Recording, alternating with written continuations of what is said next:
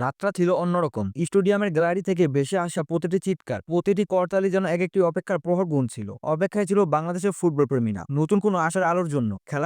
খেলা তখন শেষ দিকে। ঘড়ির কাঁটা বলছে ম্যাচ শেষ হতে হয়তো আর মাত্র 15 মিনিট বাকি। স্কোরবোর্ডে হয়তো হতাশার ছাপ, কিন্তু ঠিক তখনই ঘটল সেই মহেন্দ্রক্ষণ। কোচ তার তুরুপের তাসটি নামালেন। 22 বছরের তরুণ জায়ান আহমেদ, যুক্তরাষ্ট্রের ভার্জিনিয়া থেকে উঠে আসা এই প্রবাসী ডিফেন্ডার লেফট ব্যাকের কাঁধে তখন জাতীয় দলের জার্সি, যা হয়তো তার শৈশবের সবচেয়ে বড় স্বপ্ন। মাত্র 15 মিনিটের খেলা, কিন্তু এই 15 মিনিটে বাংলাদেশের ফুটবলের ইতিহাসের এক নতুন অধ্যায়ের সূচনা করে গেল। জায়ান আহমেদ নামটি এখন আর কেবল অনূর্ধ্ব 23 দলে তালিকাভুক্ত কোনো নাম নয়, এ যেন নতুন দিনের ফুটবলের এক প্রতিশ্রুতির প্রতিধ্বনি। জাতীয় দলের হয়ে অভিষেক যে কোনো খেলোয়াড়ের জীবনের সবচেয়ে স্মরণীয় মুহূর্ত, আর জায়ানের জন্য এই মুহূর্তটি এলো দেশের হয়ে এক কঠিন ম্যাচে। দর্শকদের চোখে তখন ক্লান্তি আর একটি হতাশার ছাপ, কারণ ম্যাচের ফলাফল তাদের দিকে ছিল না। কিন্তু জায়ান যখন মাঠে নামলেন তখন আর ছিল না কোনো ভয় বা জড়তা, যেন এক অদম্য আত্মবিশ্বাস নিয়ে সবুজ গালিচায় পা রাখলেন তিনি। অনেকেই জানেন প্রবাসী ফুটবলারদের নিয়ে বাফুফের ট্রায়াল একসময় বেশ আলোচনার জন্ম দিয়েছিল। সেই ট্রায়াল থেকে নিজের দক্ষতা আর ফিটনেস দিয়ে সবার নজর কাড়েন জায়ান। রক্ষণভাগে তার পারফরমেন্স মুগ্ধ করেছিল কোচিং স্টাফকে। আমেরিকান ফুটবলের নিয়মানুবর্তিতা আর আধুনিক কৌশল রপ্ত করে আসা এই তরুণকে তাই দ্রুতই অনূর্ধ্ব 23 দলে ডাকা হয়। মূলত লেফট ব্যাক পজিশনে খেললেও প্রয়োজনে তিনি মিডফিল্ডের সমান কার্যকর। তার এই বহুমুখী প্রতিভাই হয়তো জাতীয় দলে তার ডাক পাওয়ার অন্যতম কারণ। হংকংয়ের বিপক্ষে 15 মিনিটের খেলা ছিল যেন তার সেই প্রতিভার একটি ঝলকানি।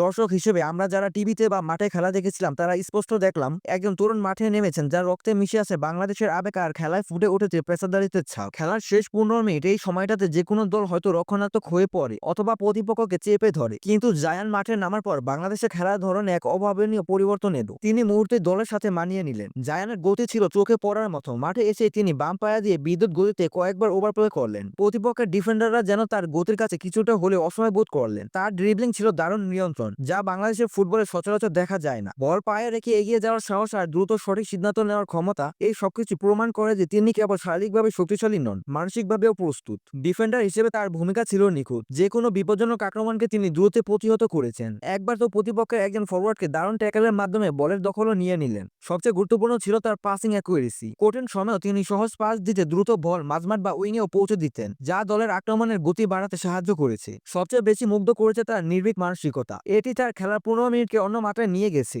বাংলাদেশ 3-1 গোলে পিছিয়ে থাকার পরও তিনি একজন নবীন খেলোয়াড় হওয়া সত্ত্বেও কোনো অভিজ্ঞতার অভাব তার খেলায় প্রকাশ করতে দেননি। প্রতিপক্ষের দিকে তেড়ে যাওয়া বা সতীর্থদের সঙ্গে যোগাযোগ রক্ষা, সবকিছুতে তিনি ছিলেন সাবলীল। এইটুকু সময় তিনি প্রমাণ করে দিলেন যে আন্তর্জাতিক ফুটবলের চাপ সামলানোর ক্ষমতা তার আছে। এই 15 মিনিটের পারফরমেন্স শুধু একটি উজ্জ্বল মুহূর্ত ছিল না, এটি ছিল একটি বার্তা, বাংলাদেশ ফুটবলে এক নতুন তারকার আগমনী বার্তা। জায়ান আহমেদের এই উত্থানের পেছনে রয়েছে তার দীর্ঘদিনের কঠোর পরিশ্রম। আমেরিকান ফুটবলের কাঠামোতে বেড়ে ওঠা জায়ান শৈশব থেকেই ফুটবলের আধুনিক প্রশিক্ষণে অভ্যস্ত।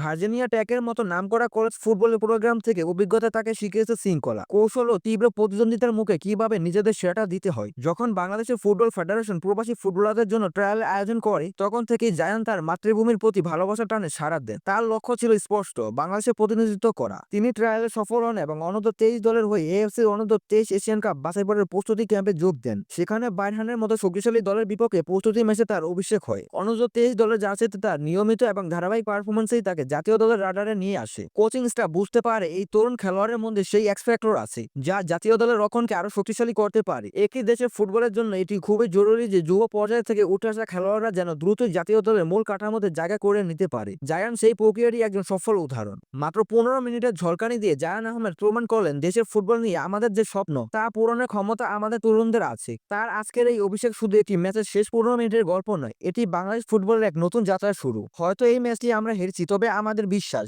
এক সময়ের হতাশা আর উদ্বেগের মেঘ কাটিয়ে জায়ান আহমেদ যেন এক উজ্জ্বল সূর্যোদয় নিয়ে এসেছেন। তার মধ্যে আধুনিক ফুটবলের সব উপাদান বিদ্যমান, শারীরিক সক্ষমতা, কৌশলগত জ্ঞান এবং সবচেয়ে বড় কথা নিজের দেশের প্রতি গভীর আবেগ। প্রবাসী হিসেবে বেড়ে উঠেও জাতীয় দলের হয়ে খেলার যে আকাঙ্ক্ষা তিনি দেখিয়েছেন তা দেশের তরুণ প্রজন্মকে নিঃসন্দেহে অনুপ্রাণিত করবে। জায়ানের এই দুর্দান্ত অভিষেক আমাদের মনে করিয়ে দেয় প্রতিভা কোনো সীমানা মানে না। এখন সময় এসেছে তাকে এবং তার মতো আরো অনেক প্রতিভাবান খেলোয়াড়কে আরো সুযোগ দেওয়া, যাতে তারা আন্তর্জাতিক মঞ্চে নিজেদের প্রমাণ করতে পারে। ভবিষ্যতের পথটা হয়তো অনেক কঠিন, চ্যালেঞ্জ থাকবে, কিন্তু জায়ান আহমেদ তার প্রথম 15 মিনিটে দেখিয়ে দিয়েছেন তিনি সেই চ্যালেঞ্জ নিতে প্রস্তুত। আমরা বিশ্বাস করি জায়ান আহমেদের হাত ধরে বাংলাদেশের ফুটবল দল আরো অনেকটা পথ এগিয়ে যাবে এবং এই তারকার আলো একদিন আলোকিত হবে পুরো দেশের ফুটবল অঙ্গন। জায়ানকে নিয়ে প্রত্যাশা পারো তার অনেক উঁচুতে। তো এখানে শেষ করছি আজকের এই ভিডিওটি কেমন লাগলো তা অবশ্যই কমেন্ট করে জানান। ভিডিওটিতে একটি লাইক দিন এবং আপনি যদি বাংলাদেশের ফুটবল ফ্যান হয়ে থাকেন তাহলে অবশ্যই চ্যানেলটিকে সাবস্ক্রাইব করুন। ধন্যবাদ।